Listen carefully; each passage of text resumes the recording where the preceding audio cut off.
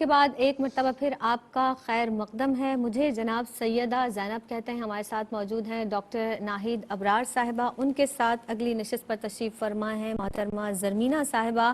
آج کا ہمارا موضوع جو جناب آپ کے گوش گزار ہم کر ہی چکے ہیں, یعنی حلال کی فضیلت اور حرام کی مذمت. ڈاکٹر صاحبہ گفتگو جاری ہے اس حوالے سے. آپ نے بھی بہت ابتدا میں بھی بہت اچھی باتیں ہمیں بتائیں. جس طرح سے حلال چیزیں کھانے کی فضیلت ہے کہ اللہ رب العزت نے احکامات نازل فرمائے ہیں, اور جب ہم حلال رزق حلال کھاتے ہیں یا وہ تمام چیزیں وہ تمام حلال عمل جو اپنی زندگی میں شامل کرتے ہیں, اس کی بڑی فضیلت بیان فرمائی ہے اللہ رب العزت نے. ہم دیکھتے بھی ہیں اپنے ارد گرد اپنے سراؤنڈنگ میں اس کے بہت زیادہ فائدے بھی ہمیں حاصل ہوتے ہیں. مذمت بھی اللہ رب العزت نے قرآن مجید فرقان حمید میں ارشاد فرمائی ہے کہ جن حرام چیزوں سے بچنے کا, جن حرام کاموں سے حرام اشیاء سے بچنے کا ہمیں حکم دیا ہے اللہ رب العزت نے. ازروِ قرآن اس حوالے سے ارشاد فرمائیے گا. دیکھیے زینب, حرام کے معنی ہی روکنے کے ہیں, اور شریعت کی اصطلاح میں حرام اسے کہتے ہیں جس چیز کے کھانے اور جو کام اور مشغلے اللہ اور اس کے رسول نے اختیار کرنے سے منع فرمایا ہے. زمانہ جاہلیت کی گمراہیوں میں ایک گمراہی یہ تھی کہ وہ اپنے پاس سے حلال کو حرام ٹھہرا دیتے تھے اور حرام کو حلال ٹھہرا دیتے تھے. تو قرآن پاک میں اللہ تعالیٰ ارشاد فرماتا ہے کہ وہ چیزیں جو اللہ نے تمہارے ان کو حرام نہ ٹھہراؤ, جو اللہ نے تمہارے لیے ستری کی ہیں, اور حد سے زیادہ تجاوز نہ کرو, بے شک اللہ حد سے زیادہ تجاوز کرنے والوں کو پسند نہیں کرتا.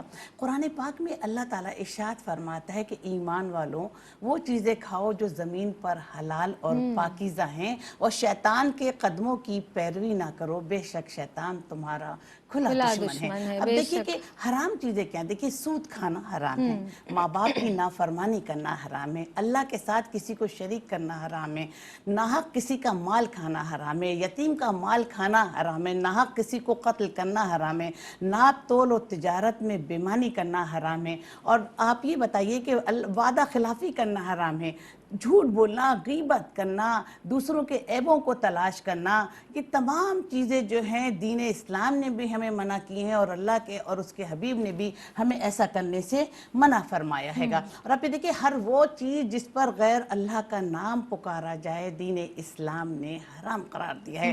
قرآن پاک میں اللہ تعالیٰ ارشاد فرماتا ہے کہ اللہ نے تمہارے لیے حرام قرار دیا اللہ کے ساتھ کسی کو شریک کرنا, ماں باپ کی نافرمانی کرنا, بے حیائی کے کاموں کو اختیار کرنا ہے, چاہے وہ پوشیدہ ہوں یا ظاہری ہوں, ناحق کسی کا قتل کرنا جس کو اللہ نے حرام قرار فرمایا ہے. اور یہ وہ واضح احکامات ہیں جو ازروِ قرآن ہم تک پہنچے تو اللہ تعالیٰ نے ایسے کام کرنے سے منع فرمایا ہے, اور ان کی مذمت قرآن پاک میں کی گئی ہے. قرآن پاک میں اللہ تعالیٰ ارشاد فرماتا ہے کہ جو سود کھانا حرام ہے, جو لوگ سود کھائیں گے وہ قیامت کے دن کھڑے نہیں ہو سکیں گے.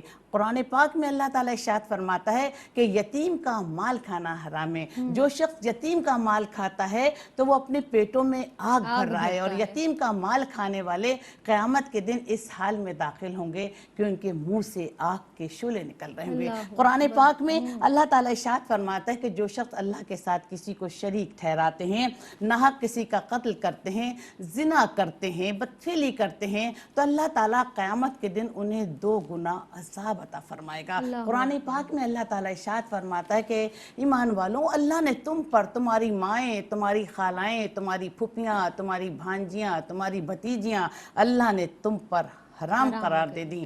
حلال اختیار کرو اور حرام سے بچو. قرآن پاک میں اللہ تعالیٰ ارشاد فرماتا ہے کہ اللہ نے حرام ٹھہرایا مردار خون اور وہ خنزیر کا گوشت, اور اس کے علاوہ وہ جانور جس پر کے پکارا گیا غیر اللہ کا نام. تو دیکھیے اللہ تعالیٰ نے حلال چیزوں کی پوری فہرست اپنے پیغمبر کے ذریعے ہم تک پہنچا دیے, اور پھر اپنے فضل و احسان سے ہمیں یہ بھی بتا دیا گیا ہے گا کہ نجس کیا ہوتا ہے اور کس طرح ہم پاکی اختیار کر اختیار سکتے کر ہیں، سکتے حلال کیا ہوتا ہے اور حرام کیا ہوتا ہے، اور یہ وہ بری عادتیں، یہ وہ برے کام ہیں جن سے اللہ اور اس کا حبیب ناراض ہوتا ہے، اور اللہ نے ہمیں ایسے کاموں کو کرنے سے منع کروایا ہے۔ جو حلال چھوڑ کے حرام کا راستہ اختیار کرے گا، جو حلال چیزیں چھوڑ کر حرام چیزیں کھائے گا، تو پروردگار عالم کی ناراضگی کا سبب بنے گا بے اور شک اللہ تعالیٰ اسے اپنا دوست نہیں رکھے گا۔ بے شک